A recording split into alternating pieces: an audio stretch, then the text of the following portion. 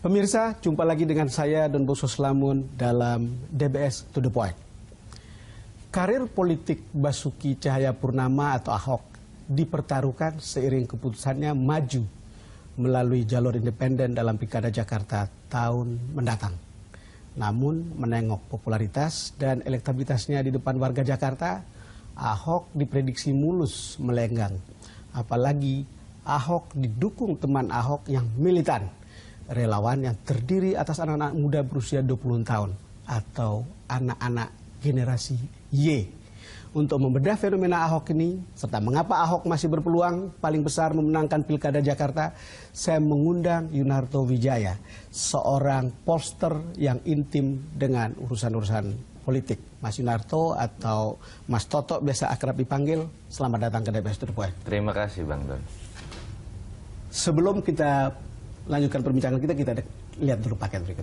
Masyarakat Nusa dan Bangsa. Nusa dan Bangsa. Inilah momen kemenangan Joko Widodo Basuki Cahayapurnama.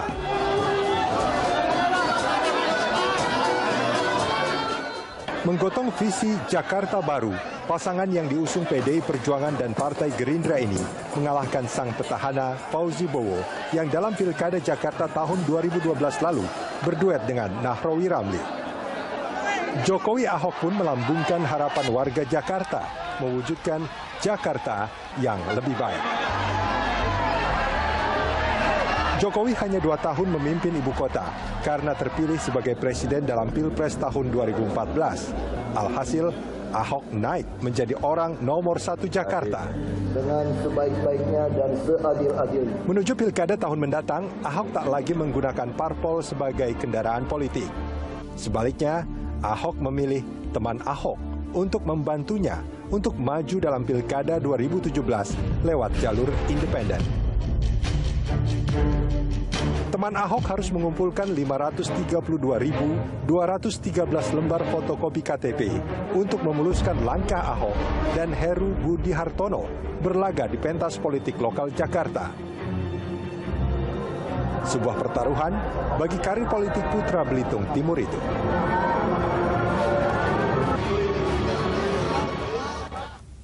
Mas Toto, pertanyaan pertama saya adalah apakah Anda percaya Ahok hanya akan maju lewat jalur independen atau bukan? Yang menurut saya ada salah tafsir ya. Beberapa pihak mengatakan bahwa Ahok sudah final menggunakan jalur independen hanya melalui teman Ahok. Padahal kalau kita coba pelajari apa sih yang diputuskan oleh Ahok dengan menyertakan nama Heru kemarin.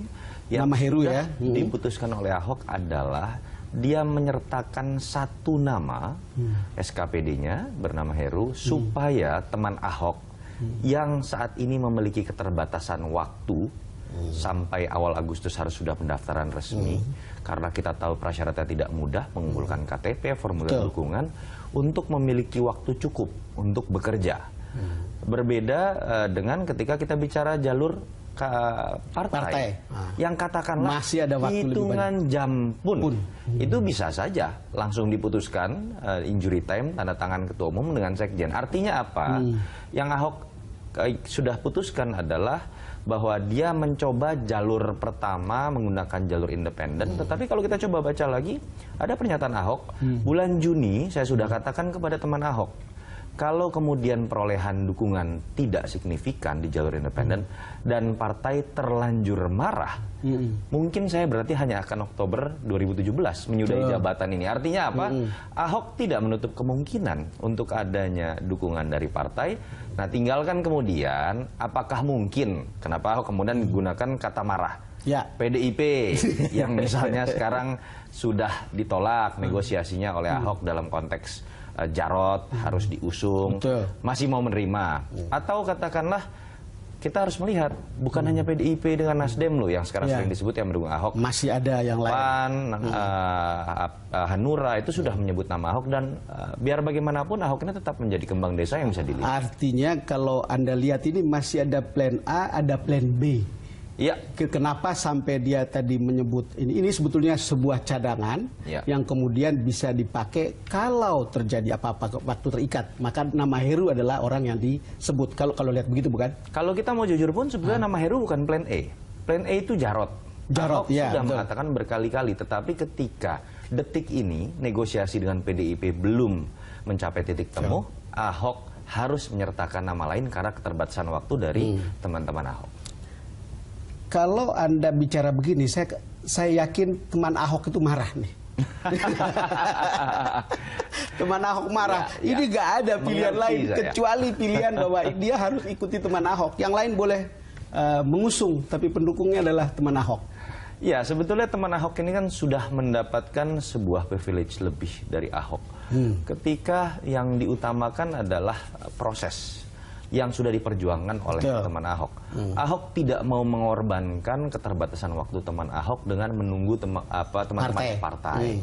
Ahok tidak mau kemudian mengorbankan berapa ratus ribu KTP yang sudah dikumpulkan dengan kemudian melakukan deal, istilahnya waktu itu sedan mewah begitu, tapi memilih bis kota gitu.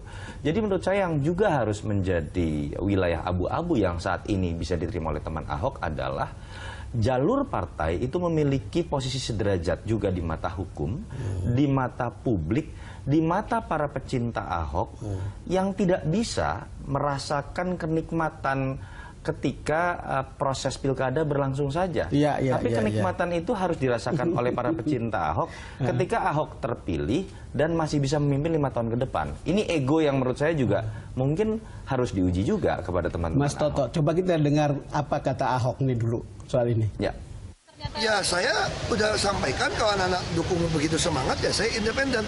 Tapi saya bilang kalian harus tahu loh, saya juga berkorban ini.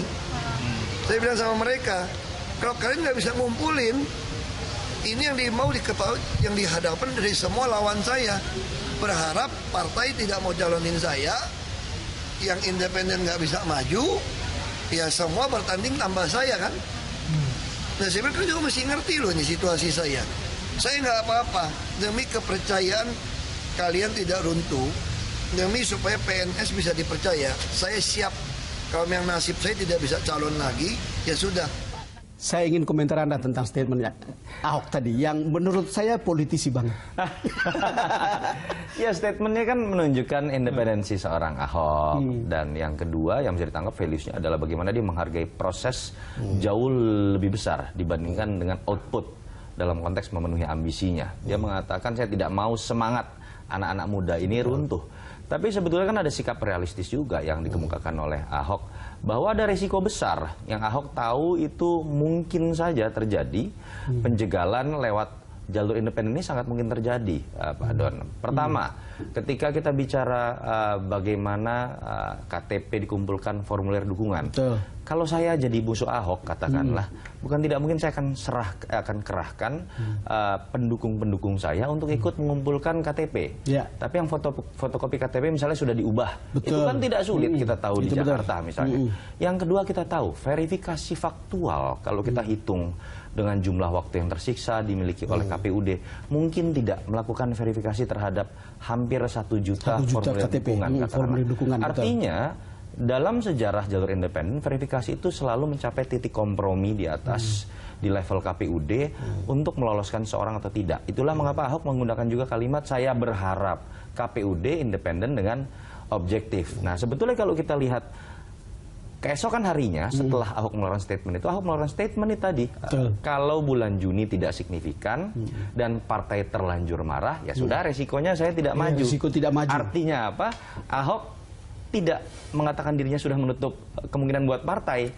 Yang dia tantang adalah apakah partai nanti masih mau dengan saya. Risiko itulah yang harus diambil ketika partai pada bulan tertentu di mana kemudian tidak mencalonkan dia, sementara independen bermasalah kan. Betul, dan Ahok sudah mengatakan ini sesuatu yang diinginkan oleh lawan-lawan Ahok, bahwa ketika dengan partai sudah terjadi disharmonisasi, secara administrasi mungkin dijegal.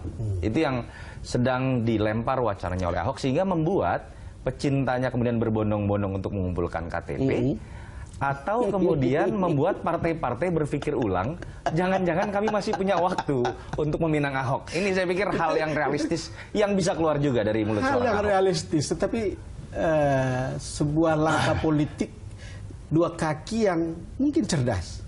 Cerdas, berlandaskan hukum dan membawa budaya baru dalam politik kita. Membawa budaya baru dalam politik kita. Kita akan lanjutkan perbincangan kita setelah ini, Mas. Pemirsa, kita akan segera kembali. Mas Toto, analisis Anda mengejutkan saya ketika Anda bilang bahwa Ahok itu masih membuka peluang untuk dicalonkan oleh partai. Kira-kira begitu ya, tidak pasti bahwa itu akan calon independen. Ya, itu analisis Anda bukan? Sebetulnya baiknya lewat calon independen dan bukan itu apa? Yang kita lihat ya, secara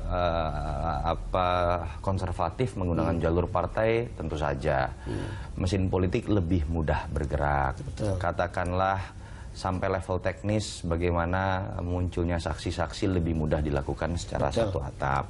Apalagi katakanlah PDIP misalnya, dalam hal ini kan partai kader yang mudah menghidupkan mesinnya. Walaupun sejarah dalam pilkada di Indonesia juga memperlihatkan fakta yang berbeda.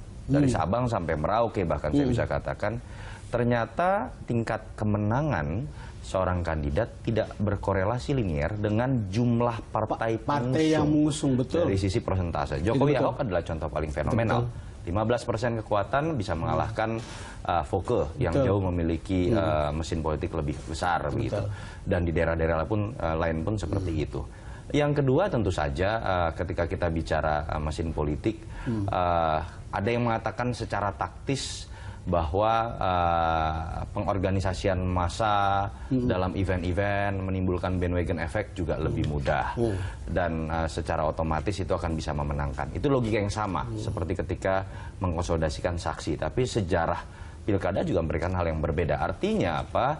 Saya lebih banyak menangkap mitos. Dari lebih banyak menangkap mitos tentang kalau mengenai partai, keunggulan mengenai partai yang sering diklaim oleh kebanyakan partai. Yang mengklaim dirinya adalah seakan-akan satu-satunya saluran untuk konstituen menyalurkan aspirasi termasuk di pilkada. Mas Tok, sebelum Anda lanjutkan, punya alasan nggak teman Ahok mengatakan harus lewat teman Ahok saja, tidak perlu lewat partai? Ini generasi baru yang muncul saat ini dan kebetulan mungkin terartikulasikan oleh gaya Ahok atau apa? Saya melihat ya ini bentuk spontanitas yang mungkin terlalu berapi-api kalau mengatakan tidak boleh melalui jalur partai.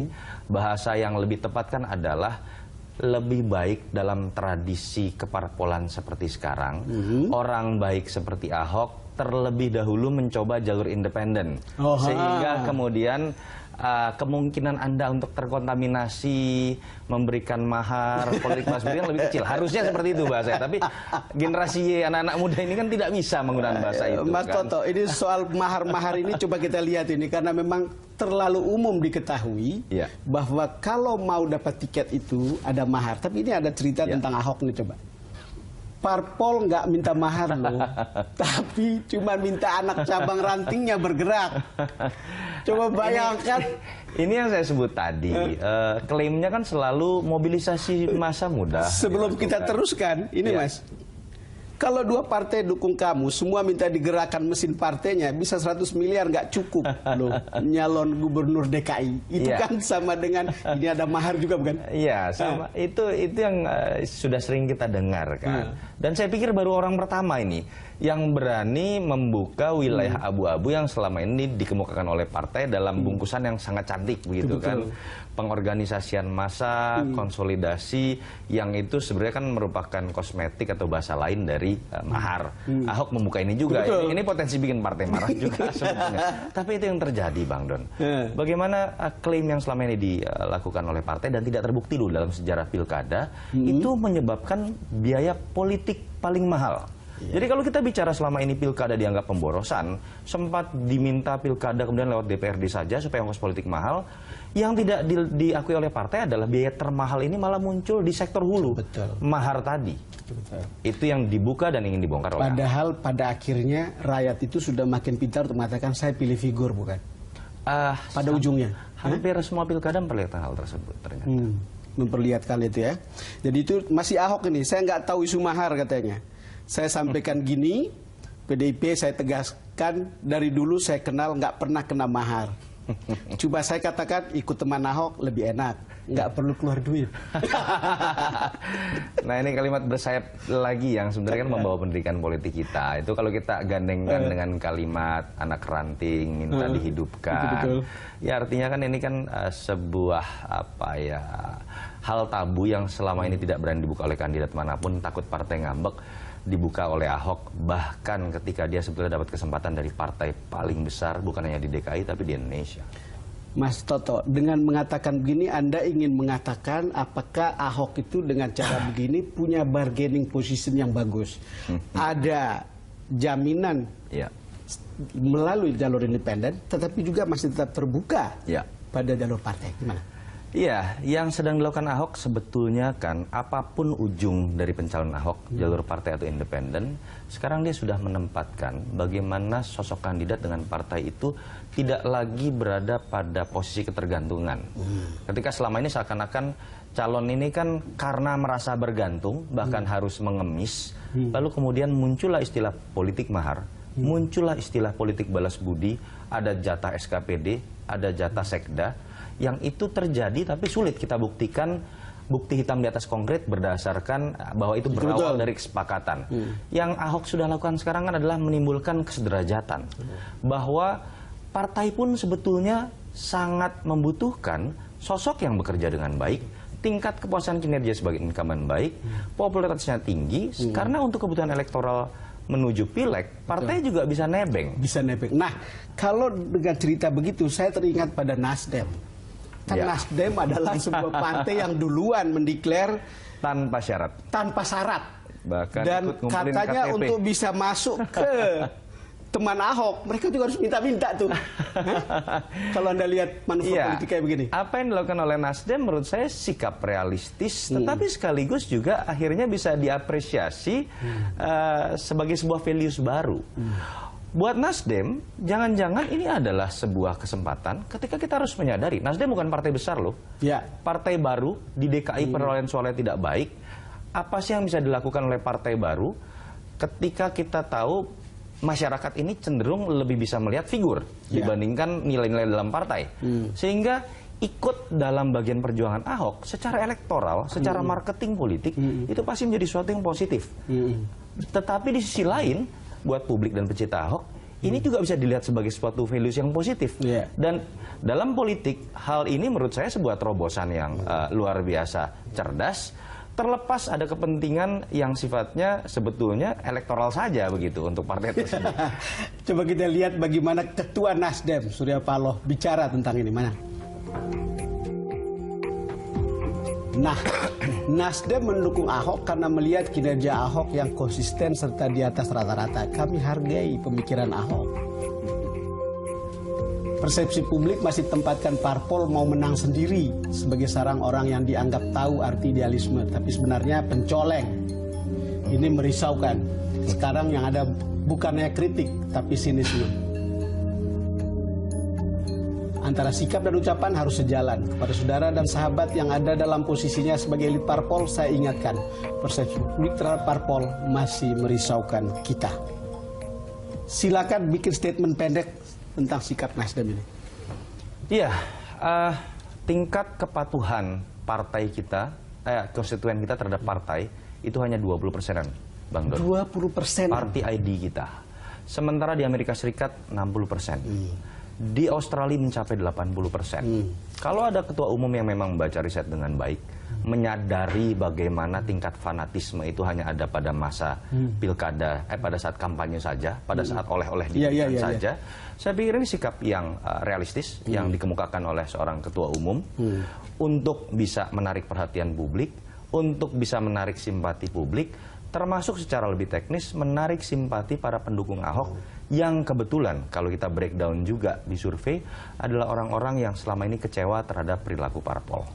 Mas Toto, jadi kalau Anda sebagai analis bisa mengatakan kepada partai, coba ikut cara-cara seperti ini, bukan? Ya, seharusnya bisa diinisiasi oleh beberapa partai yang lebih punya kesempatan dibandingkan Nasdem. Tapi kecolongan menurut saya. Mas Toto, kita break lagi. Ya, pemirsa, kami akan segera kembali.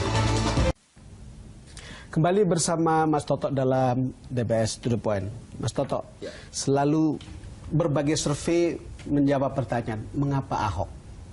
Masih Ahok. Dan itu kan ada beberapa survei yang memperlihatkan popularitas dan elektabilitasnya. So far itu adalah Ahok. Menurut Anda gimana?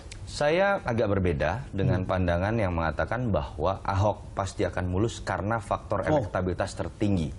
Karena itu dengan demikian mudah akan dibantah oleh orang-orang yang anti Ahok dengan mengatakan dulu Foke setahun terakhir juga popularitas dan elektabilitasnya jauh lebih tinggi dibandingkan dengan yang lain dan di atas 50%. Tapi bisa dikalahkan. Jadi kami juga bisa mengalahkan Ahok.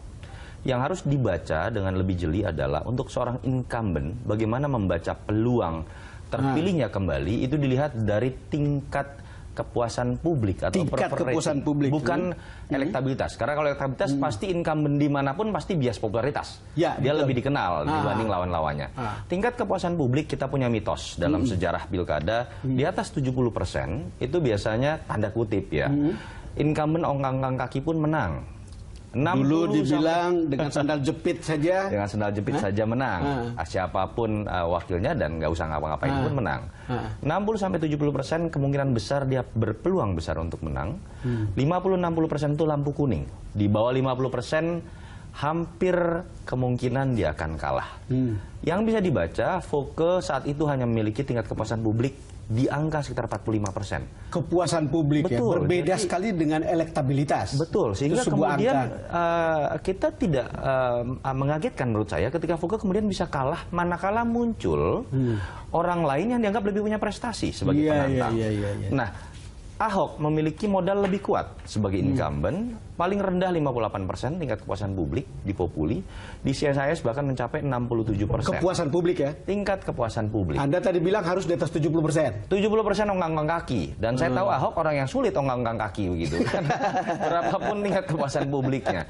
Ini yang menurut saya menyebabkan pertarungan menjadi lebih mudah. Faktor kedua adalah siapa calon lawan. Lawannya bukan? Kalau kita lihat rasionalitas pemilih masyarakat Jakarta, kenapa 2012 memenangkan Jokowi dengan Ahok, bukan memenangkan Hidayat Nur Wahid yang lebih dulu malang melintang di level nasional, bukan memenangkan Faisal Basri yang lebih dahulu memiliki popularitas sebagai pengamat di level nasional. Ketika kita bicara Jokowi dengan Ahok, jelas yang satu adalah wali kota Solo yang sudah punya bukti konkret di Solo. Belitung Timur yang sudah punya bukti konkret di Belitung Timur. Ada track record real yang bisa dinilai secara rasional. Bukan pemimpin yang sekedar populer. Bukan karena sudah dikenal. Betul. Tetapi orang lihat track record. Itu yang menyebabkan kenapa saya mengatakan di awal yang bisa mengalahkan Ahok adalah saat itu Risma dengan Ridwan Kamil. Karena dia punya track record yang sama, modal sosial yang sama seperti yang dimiliki Jokowi yang bisa dilihat dan di sudah dirasakan 2012. Tapi kalau Yusril Issa Mahendra, Adi Aksa Daud, mereka malah melintang di level nasional. Sandiaga Uno. Tetapi mereka adalah pemimpin yang hanya memiliki tingkat persepsi baik di sektor tertentu, dan itu terbukti di tahun 2012 bukan modal sosial yang cukup untuk menjadi penantang. Pernyataan Anda sangat menarik supaya kemudian teman Ahok juga tidak bisa ongkang-ongkang kaki, kan walaupun Anda sudah katakan Ahok bukan tipe orang yang ongkang-ongkang kaki. Tetapi begini, ada beberapa survei yang memperlihatkan, misalnya dari CSIS saya tahun 2016 Januari yang memperlihatkan mengapa suka Ahok. Ini kan ada perbedaan antara suka, memilih, lalu kemudian puas. Betul. Kan gitu kira-kira ada hal yang. Ini ada cerita dari survei ini, coba kita lihat grafisnya. Nah, mengapa suka Ahok? Kepribadian atau personal 42,50%. Prestasi dan kinerja 29%, karakter pemerintahan yang sekarang ini mungkin tegas atau apalah 16,75% dan tidak tahu. Nih, saya ingin Anda menjelaskan soal suka. Memang kalau kita lihat dalam demokrasi kultus di negara kita ya, bagian dari ketika rasionalitas pemilih kita sebetulnya belum matang secara menyeluruh, faktor emosi terhadap tokoh, kesukaan atau ketidaksukaan, like or dislike, itu masih menjadi faktor utama. Like, dislike, tahapan selanjutnya kita masih berharap sebetulnya faktor kinerja itu yang menjadi faktor pertama. Tetapi itu tidak bisa disalahkan. Kenapa faktor personal masih lebih mudah diserap oleh pemilih kita? Karena kita masih bicara mengenai bagaimana masyarakat ini masih terjebak dalam situasi saya muak terhadap politik. Saya muak terhadap elit. Saya tidak percaya terhadap elit. Sehingga tahapan pertama yang harus kita lihat terlebih dahulu adalah bagaimana mencari elit yang bisa disukai. Itu yang menyebabkan kenapa Jokowi, kenapa Ahok, kenapa Ridwan Kamil, kenapa Risma itu lebih diingat terlebih dahulu karakter pribadinya yang berbeda dengan elit-elit lain. Baru ketika mereka percaya orang-orang ini bisa bekerja dengan baik karena punya diferensiasi karakter dan terlihat hasilnya, ya, kita baru kemudian melihat hasil kerjanya.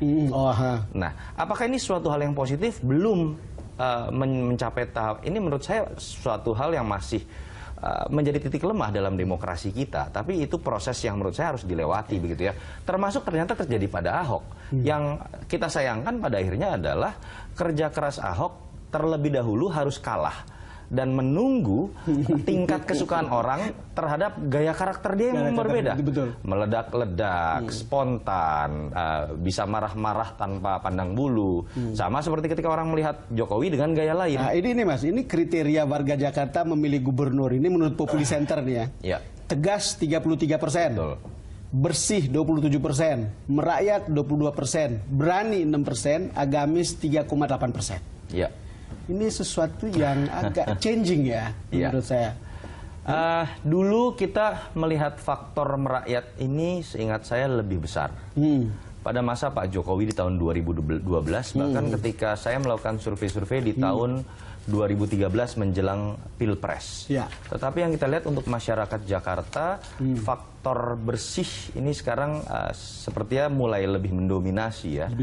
Yang saya lihat, suka atau tidak, ini mungkin juga sebagai bentuk kelatahan secara positif dari apa yang dimunculkan oleh Ahok. Kalau kita lihat kan inspirasi apa sih yang dimunculkan oleh seorang Jokowi dengan Ahok? Ada hal yang berbeda. Ada hal yang sangat berbeda, betul. Ada hal yang berbeda.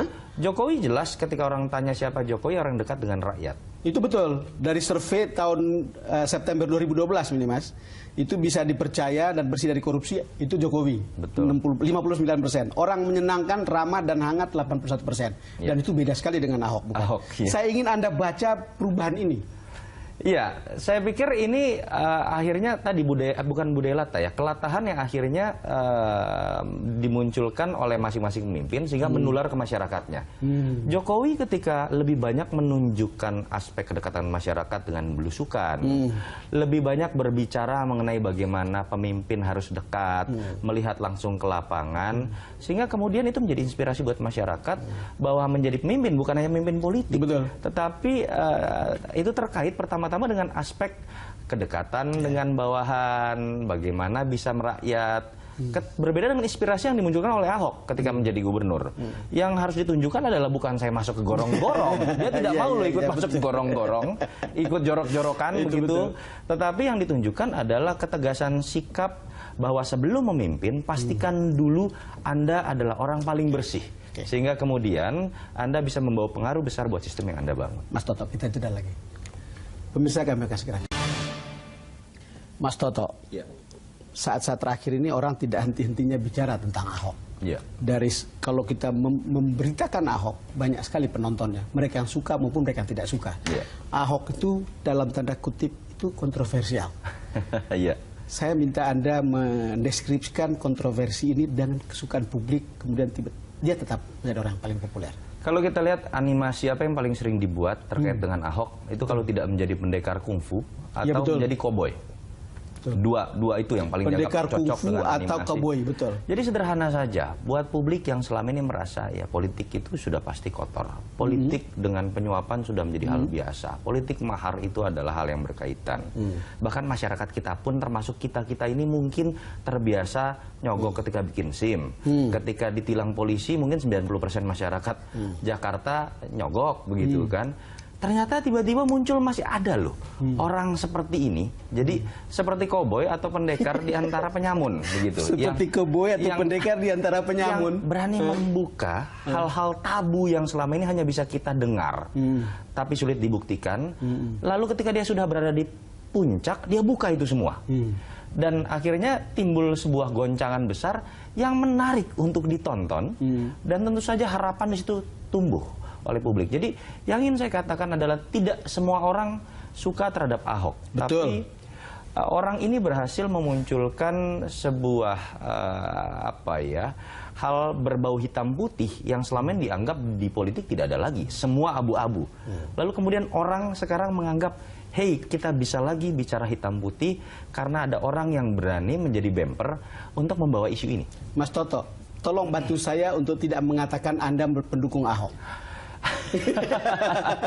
Saya termasuk, saya terbuka, saya berasal juga dari kalangan Tionghoa. Apa yang saya dengar dari teman-teman kalangan Tionghoa misalnya, itu tidak seperti yang dituduhkan sebagian orang. Jelas secara sentimen kesamaan suku pasti akan mendukung. Malah saya banyak sekali loh mendengar suara seperti apa yang disuarakan oleh Pak Jaya Suprana, bahwa sebagian kalangan Tionghoa yang misalnya dengan segala hormat merasa kita ini tidak boleh banyak bersuara keras lah. Jadi kita sadari diri sebagai minoritas, apalagi bersuara kasar seperti gaya Ahok, menakutkan ini kelompok sendiri bisa kan? berbahaya buat kelompok minoritas sendiri. Atau ada juga yang mengatakan bahwa kelompok-kelompok pengusaha ini malah gerah dengan Ahok. Uang PBB-nya naik terus, misalnya begitu kan, pajaknya semakin diawasi, misalnya kan. Tapi yang saya lihat adalah saya melihat ini betul-betul sebagai sosok baru, terlepas orang ini lahir di Makassar, mau Belitung Timur kah, mau di Padang kah, dia lahir sebagai Batak, Tionghoa atau Papua kah, tapi saya cukup yakin apa yang dilakukan hari ini itu membuat orang tercengang dari berbagai suku, dari berbagai agama, karena ada satu nilai absolut yang dia bawa, kekoboyan tadi. Mas Toto, saya pernah menginterview teman Ahok. Coba dengar omongan teman Ahok ini. Kan Anda sering ke lapangan, bukan? Apa yang kemudian bicara soal ini? Itu menarik. Pak Ahok waktu kita salah satu mall di Jakarta, waktu kita buka booth di sana, ada yang pernah bilang bahwa Pak Ahok ini kerjanya benar. Pak Ahok ini cerdas sekali dalam kerja, tapi mulutnya ketinggalan waktu sekolah, Pak. Mulutnya ketinggalan waktu sekolah. Mulutnya ketinggalan waktu sekolah. Ya, tapi kita nerima cerdas semuanya. Bekerja, cerdas, tapi mulutnya ketinggalan waktu sekolah. Ketinggalan waktu sekolah. Nah, tapi orangnya kasih KTP nggak? Kasih dong Pak pastinya. Kalau dia sudah bilang cerdas, mulutnya ditinggal waktu sekolah, nggak apa-apa kan? Oh iya, tidak ada masalah lah buat saya.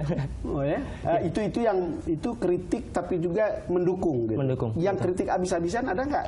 Ketika kalian kasih minta KTP-nya, saya tidak mau kasih. Banyak Pak, rata-rata mereka punya kepentingan buat kami. Mereka punya kepentingan misalnya usahanya digusur. Karena memang menyalahi peraturan dari DKI, peraturan PRD DKI, menggusur. Mereka marah-marah di depan kami, ya silakan. Mas Toto, ini adalah salah satu karakter generasi Y.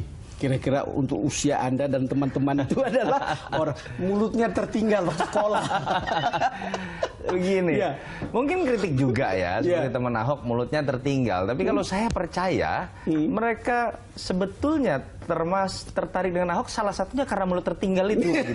Karena kan salah satu ciri khas dari anak-anak atau generasi Y, anak muda itu kan ya mulutnya tertinggal. Kita bicara apa adanya, kita bicara kadang-kadang baru mikir, tapi di situ ada kejujuran, ada interaksi yang lebih spontan, ada hubungan yang lebih menyenangkan karena apa adanya tersebut. Begitu kan, mana ada cari gubernur atau bupati yang ketika ditanya jawabannya gue lu, masa bodoh misalnya begitu kan. Ya ini generasi Y. Jadi Ahok ini kenapa ketika kita baca survei pun dan secara kualitatif kita bisa lihat bempernya ini selalu anak-anak muda begitu kan, karena dia berbicara diferensiasinya ada dan melekat dengan gaya anak-anak muda begitu. Koboi tadi. Yang di antara di sarang penyamun. Sarang penyamun yang itu menimbulkan minimal begini loh. Kalau kita nonton film anak muda itu nggak suka tuh yang terlalu banyak drama atau dialog. Mereka kan suka yang pukul-pukulan, begitu kan? Gaya Ahok, kekoboyan Ahok, kependekaran Ahok itu seperti ketika nonton film itu kita akan melihat banyak adegan action, dan itu yang terjadi sampai detik ini. Urat takut Ahok itu sudah tidak ada lagi. Lalu bagi Ahok mati adalah keuntungan. Kan orang juga sudah berkali-kali dia ngomong begitu, bukan? Betul. Itu gaya seorang koboi yang siap bertarung satu lawan satu kapanpun, dan itu tontonan yang menarik menurut saya ketika publik selama ini sudah bosan dengan drama-drama episode yang sudah bisa ditebak ujungnya ketika bicara politik. Mas Toto, kita jeda lagi. Pemirsa, kami akan segera kembali. Mas Toto, Anda sudah baca dan sudah dengar dan sudah lihat bagaimana beberapa penantang Ahok muncul. Ya. Ada Sandiaga Uno melalui Gerindra, ada Pak Yusri Issa Mahendra, lalu kemudian ada Diaksan Daud. Itu kan nama-nama yang ada sekarang. Jadi kita pernah bicara dengan Sandi, dia bilang masih ada 47% lain. Atau 50% lebih yang lain karena baru 43 kan waktu itu elektabilitasnya. Ini adalah peluang. Kalau Anda lihat pesaing-pesaing ini. Iya, yang saya sayangkan sampai detik ini pesaing-pesaing ini belum ada yang bicara program konkret. Belum ada yang berhasil membedah kegagalan Ahok dalam konteks membangun Jakarta. Semua masih berbicara hal politik. Semua berbicara sesuatu yang sifatnya general. Bahkan Yusril lebih banyak bicara hukum menurut saya. Yusril lebih banyak bicara mengenai jalur parpol atau independen menurut saya. Dan selama mereka masuk kepada wilayah yang sifatnya general seperti itu, seperti yang saya tadi katakan, apa yang kita lihat di tahun 2012 sulit buat mereka untuk bisa diterima secara rasional. Betul. Untuk berharap sesuatu yang sifatnya lebih. Artinya melihat Ahok bagi pemilih itu melihat fakta dan track record. Yang lain masih membutuhkan bukti, bukan sekedar ngomong, bukan?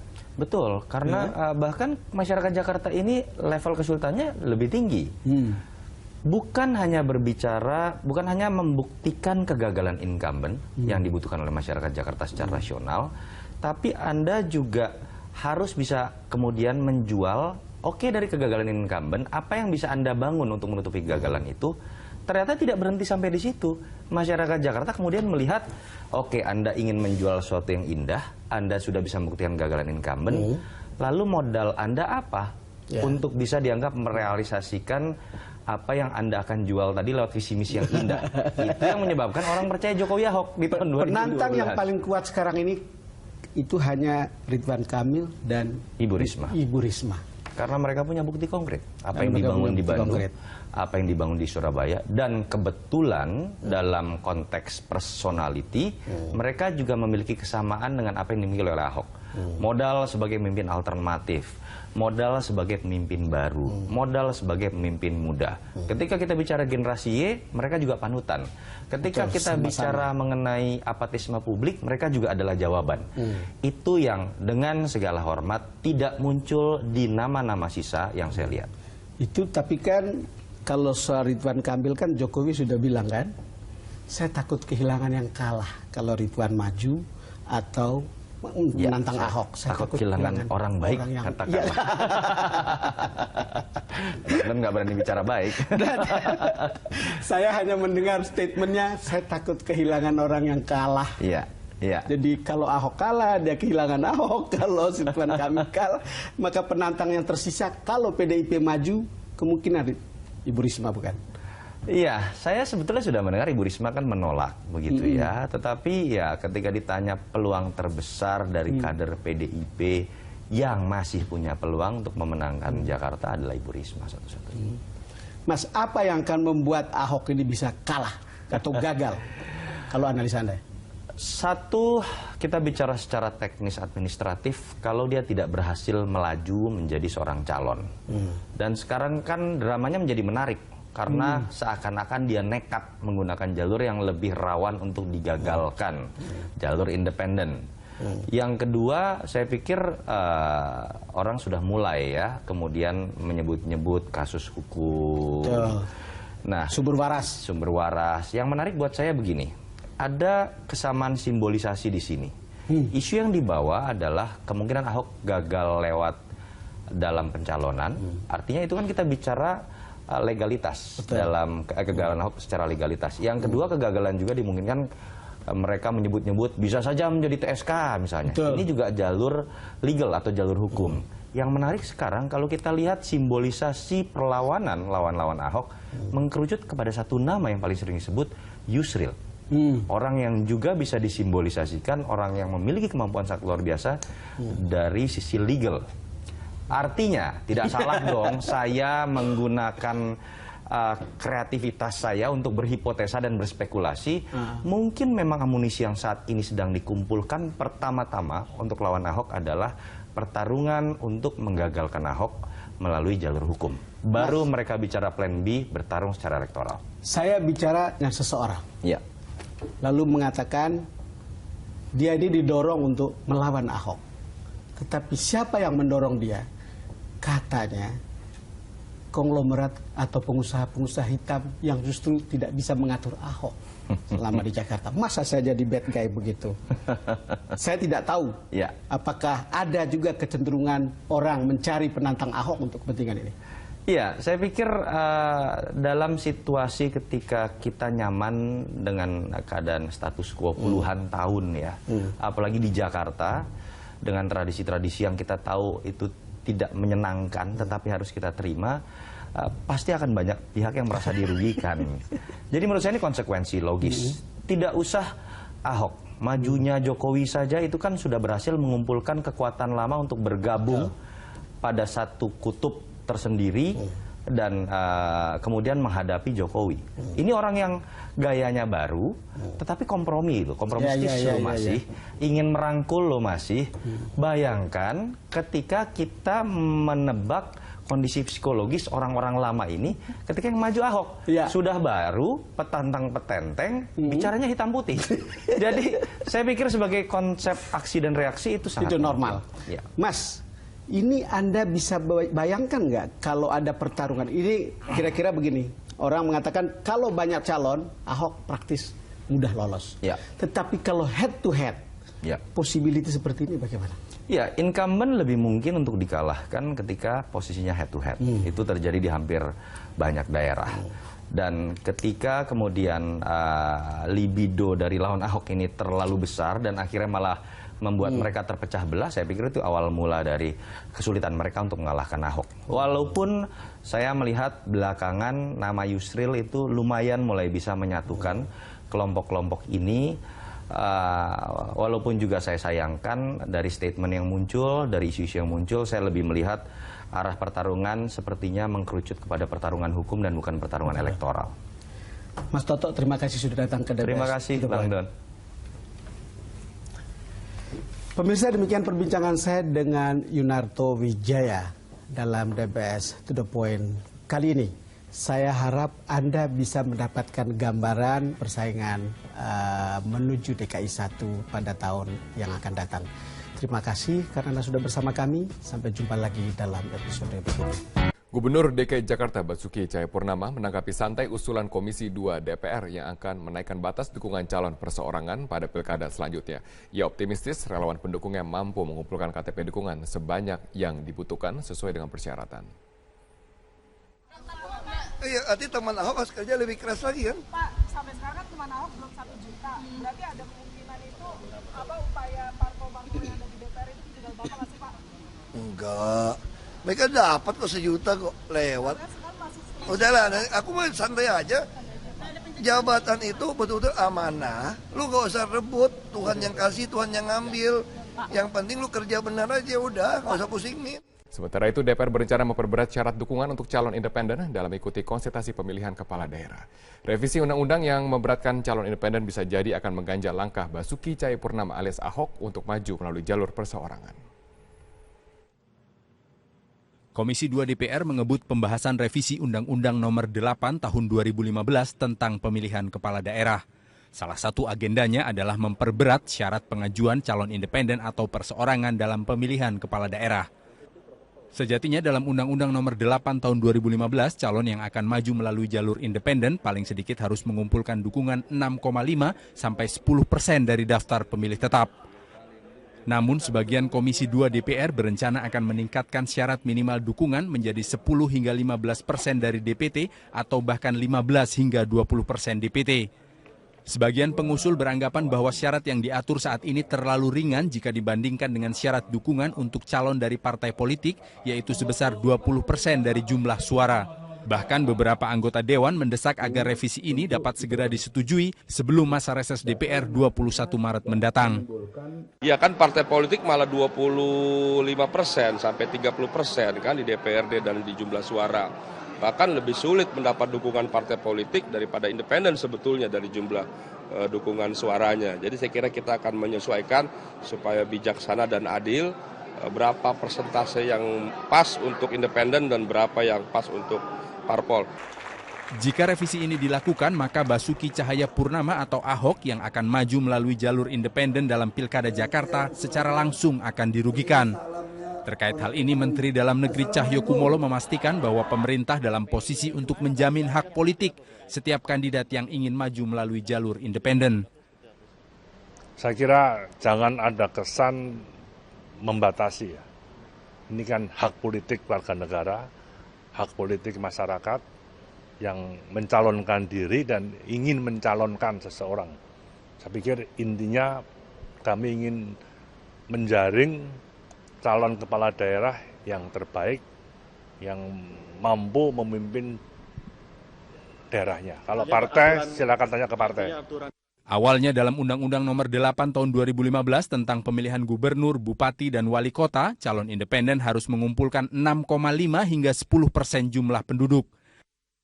Aturan ini kemudian digugat ke Mahkamah Konstitusi yang memutuskan untuk meringankan syarat bagi calon independen menjadi hanya cukup mengumpulkan 6,5 sampai 10% dari jumlah daftar pemilih tetap. Tim Liputan, Metro TV. Apakah benar ini alasannya, Mas Lukman Edi, bukan seperti yang direspon oleh banyak pihak di luar, ingin memperberat bagi calon independen ini untuk melawan? Kalau saya mungkin rasionalisasi ya, bukan memperberat ya. Karena pasca ini persoalannya kan di keputusan MK. MK yang melandasi perhitungannya itu dari DPT. Padahal kami DPR dan pihak Menteri Dalam Negeri dalam ini pemerintah ketika membuat pasal itu dari jumlah penduduk perhitungannya. Nah, ketika proses persidangan di MK kita berupaya untuk memberikan penjelasan kepada MK, tapi kemudian pertemuan antara DPR dalam hal ini Komisi 2 dengan MK itu tidak pernah terjadi. Karena memang waktu itu MK waktunya sangat mepet sekali, begitu banyaknya persidangan-persidangan, sehingga kemudian memutuskan tidak seperti yang dimaksud oleh kami sebagai pembuat undang-undang. Nah, oleh sebab itu setelah disimulasi kan turun 40%, Pak, ya. Dari jumlah penduduk biasanya DPT itu sekitar 60%, artinya kan 60% harus kita turunkan. Nah, oleh sebab itu untuk mengimbangi dan azas keadilan, karena syarat partai politik pengusung kepala daerah itu kan dinaikkan 5%, ya, supaya konsolidasi demokrasi kita ini secara perlahan itu terus dilakukan dengan baik. Nah, oleh sebab itu calon independen harus ngikutin gitu. Ya. Jadi ketemu angka ya ada dua opsi menurut saya. Kalau mau agak ringan ya 15-20% dari DPT. Tapi kalau mau disesuaikan benar dengan hitungan dukungan partai politik itu 20-25%. Gitu. Jadi ada dua opsi sekarang di kami di Komisi 2. Mau 15-20 atau 20-25%. Oke, Mas Hanta. Jadi semangatnya ada ini jalur alternatif. Kalau jalur alternatifnya dibuat sesak juga, itu ada niat bahwa jadi kalau angka 10-15% atau opsi menurut saya 15-20% berat sekali. Berat. Menurut saya berat sekali. Karena tidak bisa disamakan mengumpulkan KTP. Mengumpulkan sebenarnya untuk mengumpulkan KTP itu tidak bisa disamakan dengan perolehan suara di partai. Kalau mau jujur, proses penentuan di partai itu tidak ditentukan oleh banyak orang. Lain ceritanya kalau partai ada proses demokratisasi, DPD-nya terlibat, konstituen anggota partai terlibat seperti proses di Amerika dan sebagainya. Di kita tidak, diurus oleh DPP yang sangat sentralistis, oleh segelintir elit, bahkan oleh satu orang yang memberi restu terhadap proses penentuan calon dari partai politik. Nah, sepanjang ini belum sehat menurut saya, maka jalur independen menjadi penting dan relevan. Untuk berapa yang ideal kalau angka yang sekarang 6,5-10% itu dirasa masih kurang, Mas Hanta? Saya logikanya saya balik, justru persyaratan partai yang diturunkan. Kenapa tidak misalnya semangat dari Pak Lukman di DPR, persyaratan partai yang 20% kemudian muncul calon tunggal itu akan menjadi solusi yang banyak. Turunkan yang partai. Bukan menaikkan yang independen, turunkan yang partai. Kenapa tidak demikian sama? Atau tetap perlu ada? Ya, kalau menurut saya justru prinsipnya dulu ya. Prinsipnya itu semakin banyak menu ibarat prasmanan itu bagi publik kan semakin baik, sehingga ada alternatif. Ini satu paket sebenarnya soal batas atas dan batas bawah tadi. Nah, batas bawah juga diturunkan. Kalau batas atas soal tadi bumbung kosong sudah menjadi jawaban menurut saya. Jadi tidak begitu signifikansinya tidak begitu tinggi lagi. Nah, yang terpenting itu bagaimana menghadirkan ke publik partai politik menyeleksi calon-calon terbaik itu banyak pilihan. Jadi efisiensi itu jangan dimaknai hanya 2 calon. Kalau begitu bikin aja syaratnya 40% minimal. Kalau gitu hanya 2 efisien. Tapi bukan itu. Adalah proses yang mendorong proses terpilihnya pemimpin terbaik yang berintegritas dan sebagainya. Nah, jalur independen kalau kita gabungkan dengan satu paket, itu bukan upaya deparpolisasi. Justru itu adalah piranti untuk memperkuat partai. Stimulus bagi partai untuk memperbaiki. Kalau partai tidak berbenah, nanti semuanya lari ke calon independen dong. Nah, karena itu partai akan berbenah. Kalau proses di partainya bagus, berbasis meritokratis, orang akan ke partai. Ngapain saya ngumpulin KTP begitu beratnya? Saya datang ke PKB. Tapi kalau PKB misalnya syaratnya berat sekali, tidak transparan dan mahal misalnya, mohon maaf terpaksa saya alternatif ke sana. Jadi semangatnya itu pemimpin itu, misalnya itu misal. Kalau terpilih misalnya saya siapapun lah, misal pemimpin yang terpilih itu kan harapannya tuannya itu ada rakyat, bukan partai politik, bukan juga pemilik modal. Dia mengabdi pada kepentingan rakyat, bukan kepentingan partai, juga bukan kepentingan pemodal. Semangatnya di sana. Jadi calon independen itu bukan upaya deparpolisasi. Soal batas bawah, ini semangatnya kita tarik ke Pilpres. Pilpres kan arahnya justru itu yang harus dihilangkan. Partai politik, PKB itu bisa mencalonkan calon presiden. Kenapa di pilkada kita semakin membuat sesak proses itu? Saya bukan persoalan DKI-nya, bukan persoalan ini, soal konstitusi kita ingin membangun sistem. Itu yang perlu dibenahi menurut saya. Termasuk sanksi juga tidak perlu? Kalau sanksi pada posisi saya tidak perlu. Kalau misalnya, tapi soalnya memang partai politik ini kan kreativitasnya tinggi. Cara menjegalnya kan banyak cara. Nah, menjadi perlu itu. Artinya jadi perlu juga dong. Menjadi perlu kalau misalnya kreativitas ini tidak bisa dihentikan. Jadi kan semangat itu. Secara konstitusional prinsip nggak perlu, karena sudah ada Mas Lukman katakan. Tapi kalau kreativitasnya tinggi, sehingga menjadi perlu. Ini mirip Pak Sumarsono pasti setuju soal politik dinasti. Tapi kan digagalkan oleh MK lagi. Kreativitasnya tinggi kan. Satunya juga sanksi bagi partai politik yang telah memenuhi syarat untuk mendukung pasangan calon namun tidak kunjung mengusung pasangan calon. Saya ingin tanyakan langsung kepada Wakil Wali Kota Surabaya Wisnu Sakti Buwana. Mas Wisnu, Anda yang juga pernah terancam begitu ya menjadi calon tunggal saat pilkada kemarin, apa tanggapannya terkait masuknya draft soal sanksi bagi partai politik? Ya, kita sangat setuju. Artinya itu sebuah pemikiran kita waktu itu, bahwa memang ada fenomena baru pada pilkada 2015 yang lalu yang tidak pernah terjadi pada pilkada-pilkada sebelumnya. Jadi bagaimana ternyata sebuah partai politik itu bisa menjadi sebuah gerombolan yang akan membegal pilkada karena mereka tidak mempunyai calon atau mereka sudah merasa kalah duluan. Itu yang terjadi di Surabaya. Saya berkali-kali menyampaikan waktu itu sampai akhirnya kita resmi melakukan gugatan ke Mahkamah Konstitusi agar merubah undang-undang pilkada ini, bahwa calon tunggal itu juga bagian dari sebuah proses demokrasi, dan itu alhamdulillah disetujui oleh MK walaupun gugatan Surabaya itu ditolak karena Surabaya akhirnya punya lawan. Tetapi apa yang diputuskan oleh Mahkamah Konstitusi adalah usul dari Surabaya bahwa tetap calon tunggal itu diakomodir dengan menghitung juga bahwa tidak serta-merta calon tunggal itu harus jadi. Bahwa kalau dia tidak disetujui 50% lebih dari suara yang ada di wilayah tersebut, dia tidak bisa maju lagi. Artinya memang calon ini sudah tidak disetujui oleh rakyat di daerah tersebut. Makanya dia tidak punya kesempatan maju. Dan bagi partai politik yang misalkan sudah punya suara untuk bisa mengusung dan dia sengaja untuk tidak mengusung atau membegal proses demokrasi ini, memang harus diberi sanksi agar ada pembelajaran. Karena bagaimanapun juga tonggak demokrasi itu adalah partai politik.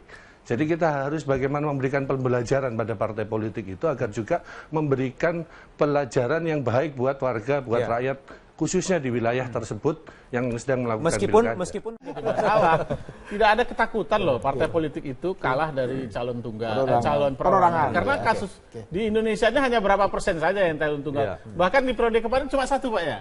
Calon tunggal itu yang menang. Yang menang nggak ada korelasi itu. Calon independen itu menang. Jadi tidak ada ketakutan bagi partai politik untuk kemudian misalnya sampai pada menghambat calon independen, tidak ada.